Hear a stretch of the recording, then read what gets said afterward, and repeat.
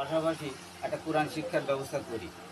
এই সেখান থেকেই কোরআন শিক্ষার ব্যবস্থা চালু করা হয়েছে। মাশাআল্লাহ আপনাদের মানে দোয়ায় আমরা এই 3 বছরে প্রত্যেক বছরে 2টো করে পরীক্ষা নিই।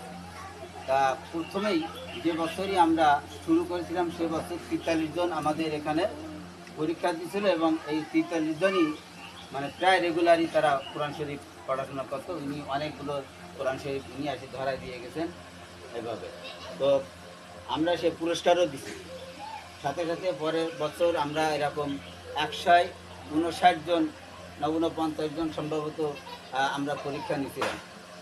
এবং এখানে বৃহস্পতিবারে একটা তালিম হয় কোরআন এবং হাদিস অনুযায়ী মাসলা মাসাইলের বিষয় নিয়ে এখানে তালিম হয়। এখানে মহিলা শিক্ষিকা দাঁড়ায় এবং তারা নুরানি পদ্ধতিতে এই কোরআন শিক্ষা দেওয়া হয়। তো এই বৃহস্পতিবারে সহ এরকম অনেক লোক আছে, 159 জন না 151 জন মানে খাতে আছে এখনো। তো গত পৌঁছে আপনারা খুব খুশি হবেন, বিভিন্ন এলাকা থেকে আমরা পার্শ্ববর্তী কয়েকটা গ্রাম যেমন বটিয়াঘাটা, এদিক ফকিরহাট, ওদিক গরম্বা, ওই আপনার রামপাল উপজেলার 10-12টা গ্রাম মিলে আমরা একটা পরীক্ষার আয়োজন করেছিলাম। সেখানেও আমরা প্রায়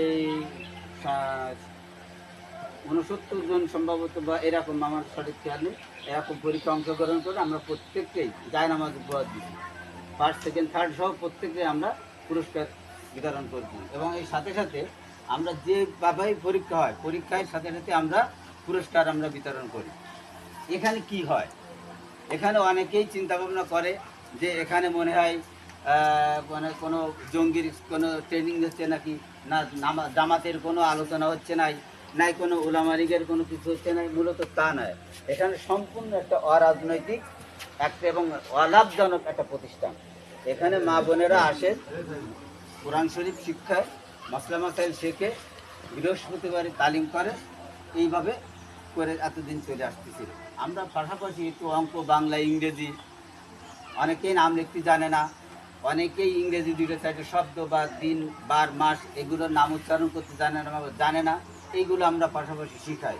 যেমন এমন লোক আছে মা বোনেরা যারা 10টা ফুলের নামও বলতে পারে না, 10টা মাছের নাম বলতে পারে না, 10টা পশু পাখির নাম বলতে পারে না, এইগুলো আমরা এখানে শিখাই। আল্লাহ রহমতে মাশাআল্লাহ অনেক সুশৃঙ্খল পরিবেশে আমরা আপনাদেরই হয়তো কেউ মা হবে, আপনাদের কেউ স্ত্রী হবে, আপনাদের কেউ মেয়ে হবে, বা আপনাদের কোনো বোন হবে, সবাই এখানে এতদিন ধরে আমরা এই গ্রামের অনেক লোক এখানে এসে পড়াশোনা করে।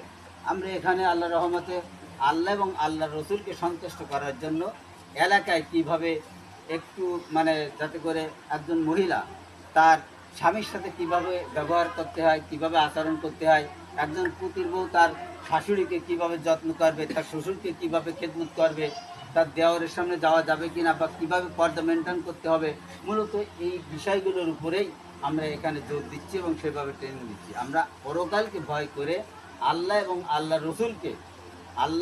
আল্লাহ রসুলকে সন্তুষ্ট অর্জন করার জন্যই মূলত আমাদের এই প্রতিষ্ঠান এবং এই প্রতিষ্ঠানটা গড়ে ওঠা।